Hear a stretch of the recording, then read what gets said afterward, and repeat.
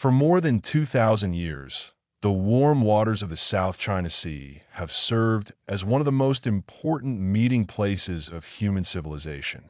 Long before modern nations drew lines across maps, sailors from the coasts of what is now southern China, Vietnam, the Malay Peninsula, the islands of the Philippines, Borneo, and the distant shores of India and Arabia guided their wooden vessels across these waters. The sea was never an empty space between lands. It was a bridge, a marketplace, and a highway that connected entire worlds. Monsoon winds, blowing from the southwest in summer and the northeast in winter, gave traders a natural rhythm. They learned to ride these seasonal winds, sailing out when the breeze carried them forward and returning when it reversed. This predictable pattern turned the sea into a reliable route for commerce centuries before the invention of the compass. The goods that crossed these waters shaped the wealth of empires. Silk, porcelain, lacquerware, and tea flowed south and west from Chinese ports. Spices such as cloves, nutmeg, and pepper, harvested in the islands of Southeast Asia, traveled north and were prized as treasures. Sandalwood, ivory, pearls, tortoiseshell, and rare aromatic woods filled the holds of merchant ships. From the west came glass, cotton textiles, frankincense, and silver. The port cities that grew along the edges of the sea became cosmopolitan centers where languages, religions, and ideas mixed as freely as trade goods. Hinduism and later Buddhism spread along these routes, carried by merchants and monks alike, leaving temples and inscriptions across the region. Much later, Islam would arrive the same way, brought by traders rather than armies, gradually transforming the spiritual landscape of the islands. The early kingdoms that controlled access to these waters grew enormously powerful. The maritime empire of Srivijaya, centered on the island of Sumatra, rose to dominance by controlling the narrow Strait of Malacca, the gateway between the Indian Ocean and the South China Sea. By taxing and protecting the ships that passed through, Srivijaya accumulated great wealth and influence for several centuries. Further north, Chinese dynasties recognized the value of maritime trade and built fleets, harbors, and customs houses to manage it. The Kampa Kingdom along the coast of central Vietnam thrived as a seafaring power, while Javanese kingdoms competed for control of the spice routes. Each of these states understood a simple truth that still holds today. Whoever controls the sea lanes controls the flow of wealth. Fishing communities also depended on these waters for daily survival. Generation after generation, coastal villagers cast their nets into the rich shallows, harvesting fish, shellfish, and sea cucumbers that fed millions and supported local economies. The reefs and shoals scattered across the sea were known to these fishermen long before they appeared on any official chart. They had names passed down through families, stories attached to dangerous rocks, and knowledge of safe anchorages during sudden storms. This intimate, lived relationship with the sea created a sense of belonging that would later become deeply tangled with questions of ownership and sovereignty. The great Chinese voyages of the early 15th century, led by the Admiral Zheng He, demonstrated just how central these waters were to power and prestige. Enormous treasure fleets, carrying thousands of sailors and soldiers, sailed south through the South China Sea on their way to Southeast Asia, India, Arabia, and the eastern coast of Africa. These expeditions projected influence, established diplomatic ties, and reminded the surrounding kingdoms of Chinese reach. Yet they also proved that the sea belonged to no single power alone. It was a shared space crossed by many peoples, each with their own claims, memories, and dependence upon it. In this ancient world of monsoon traders and island kingdoms lay the deep roots of the importance that the South China Sea still holds today. The arrival of European ships transformed the South China Sea from a regional trading network into a contested arena of global ambition. In the early 16th century, Portuguese vessels rounded the southern tip of Africa, crossed the Indian Ocean, and pushed eastward in search of the legendary Spice Islands. In 1511, the Portuguese captured the great trading city of Malacca, seizing control of the strait that funneled almost all maritime traffic between the Indian Ocean and the South China Sea. For the first time, a distant European power held a key to the region's commerce. The Portuguese established fortified trading posts, demanded tribute, and tried to impose monopolies on the spice trade, disrupting patterns of exchange that had flourished for centuries. The Portuguese were soon followed by the Spanish, who approached from the opposite direction across the Pacific, establishing themselves in the Philippines and founding Manila in 1571. The Spanish created a vital link in a trade network that connected Asia to the Americas. Silver mined in Mexico and Peru flowed across the Pacific to Manila, where it was exchanged for Chinese silk and porcelain. This galleon trade pumped enormous quantities of silver into the Asian economy and tied the South China Sea directly into the first truly global system of commerce. Manila became a bustling, multicultural port where Spanish officials, Chinese merchants, and local Filipinos lived and traded side by side, though often amid tension and mistrust. By the 17th century, the Dutch had emerged as the most aggressive new power. The Dutch East India Company, a vast commercial enterprise with its own armies and fleets, fought to seize control of the spice trade from both local rulers and European rivals. The Dutch captured key ports, built the fortress city of Batavia on the island of Java, and waged ruthless campaigns to monopolize the production of nutmeg, cloves, and other valuable spices. Their methods were often brutal, involving the destruction of competing groves and the forced control of entire islands. The English, too, pressed into the region, establishing trading posts and slowly building the foundations of what would become a powerful imperial presence. Throughout these centuries of European competition, the waters of the South China Sea grew increasingly dangerous and valuable. Naval battles, piracy, and shifting alliances became constant features of life at sea. Coastal kingdoms found themselves caught between rival foreign powers, sometimes playing one against another to preserve their independence, sometimes falling under foreign domination.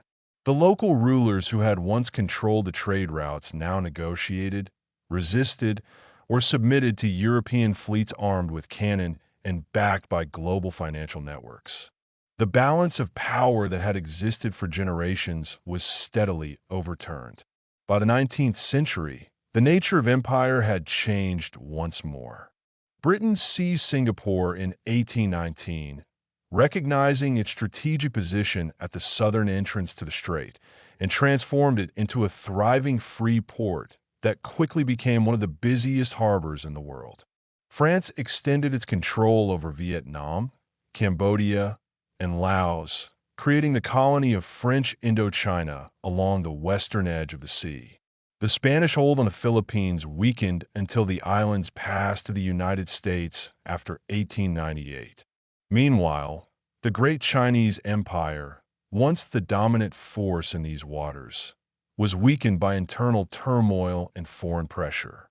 The age of colonial rivalry left the entire region carved up among competing powers, its islands, reefs, and sea lanes claimed and contested. The seeds of modern disputes were planted in this era, as maps were drawn, borders asserted, and strategic value recognized by empires that understood the sea's importance even as they fought over it. The 20th century brought war, upheaval, and the collapse of empires to the shores of the South China Sea, and from this turbulence emerged the modern disputes that still shape the region. During the Second World War, Japanese forces swept across Southeast Asia, seizing the colonies that European powers had held for generations. Japan occupied the islands, controlled the sea lanes, and used the scattered reefs and atolls as strategic outposts and submarine bases. The sea became a battlefield where fleets clashed and supply routes were fought over with desperate intensity. When the war ended in 1945, Japanese forces withdrew, leaving behind a power vacuum in a region exhausted by years of conflict and occupation. In the aftermath of the war, the old colonial order crumbled with remarkable speed. The Philippines gained independence from the United States in 1946. Across the region, movements for national liberation gathered strength, demanding an end to foreign rule. In Vietnam, a long and bitter struggle began that would eventually drive out the French and lead to decades of further conflict. Indonesia fought for and won its independence from the Dutch. Malaysia emerged as a new nation.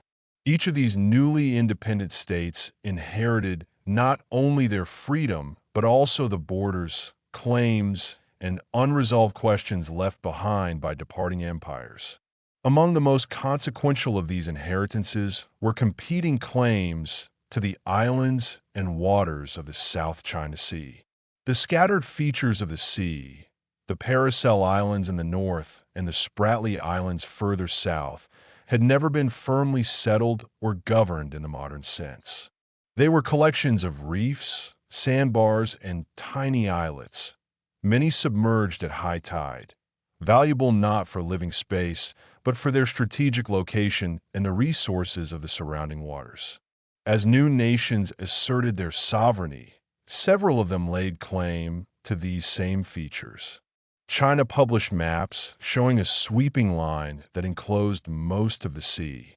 Vietnam pointed to historical records and its long coastline. The Philippines emphasized proximity and the needs of its fishermen. Other states, including Malaysia and Brunei, advanced claims based on the continental shelf extending from their shores. These overlapping assertions set the stage for decades of tension. The discovery that the seabed might hold vast reserves of oil and natural gas dramatically raised the stakes. What had once been valued mainly as a fishing ground and a shipping route now appeared to be a potential treasure house of energy resources. Surveys in the latter half of the 20th century suggested that beneath the waves lay deposits that could be worth enormous sums. For nations seeking economic development and energy security, control of these waters suddenly carried even greater urgency. Fishing rights, too, remained vital, as the sea supplied a significant share of the protein consumed by hundreds of millions of people across the surrounding countries. The Cold War added another layer of complexity. The great powers of the era watched the region closely, aware that the sea lanes carried strategic cargo and that control of the waters could influence the broader balance of power in Asia. Naval forces patrolled, alliances formed and shifted, and the local disputes became entangled with global rivalries. Occasional clashes erupted over the contested islands, sometimes involving the loss of life and the seizure of features by force. By the closing decades of the century, the South China Sea had become one of the most complicated and sensitive regions on Earth, where history, nationalism, resources, and strategy all converged. The disputes born in this era of war and independence would carry directly into the modern age, unresolved and increasingly difficult to manage. Today, the South China Sea stands as one of the most strategically vital and hotly contested bodies of water on the planet, a place where trade, energy, food, and military power all intersect. An astonishing share of the world's commerce passes through these waters every single day. Enormous container ships, oil tankers, and bulk carriers travel the sea lanes connecting the factories of East Asia to the markets of Europe, the Middle East, Africa, and beyond. Trillions of dollars worth of goods cross the sea each year. and a large portion of the world's energy supplies, including oil and liquefied natural gas, travels along these same routes. Any serious disruption to this passage would send shockwaves through the global economy, raising prices and breaking supply chains across continents. The sea is also a critical source of food. Its waters support some of the richest fishing grounds in the world, providing livelihoods for millions of fishermen and supplying a major portion of the protein consumed across the surrounding nations. Yet, decades of intensive fishing have strained these resources, leading to declining stocks and fierce competition between fishing fleets. Confrontations between vessels, sometimes escorted by Coast Guard or naval ships, have become common. Below the surface, the seabed is believed to contain significant reserves of oil and natural gas, adding an energy dimension to the rivalry. The combination of food, fuel, and trade makes the sea extraordinarily valuable to every nation that borders it.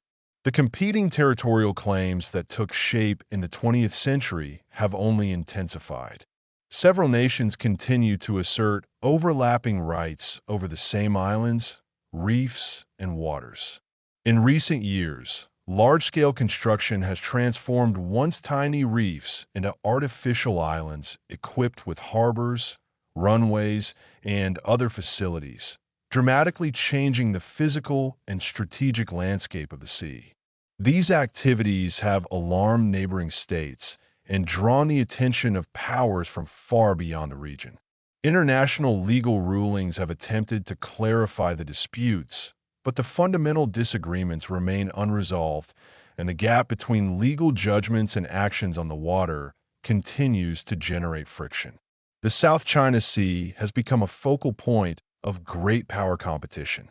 The world's largest navies operate in and around these waters, conducting patrols, exercises, and so-called freedom of navigation operations intended to assert the principle that the sea lanes remain open to all.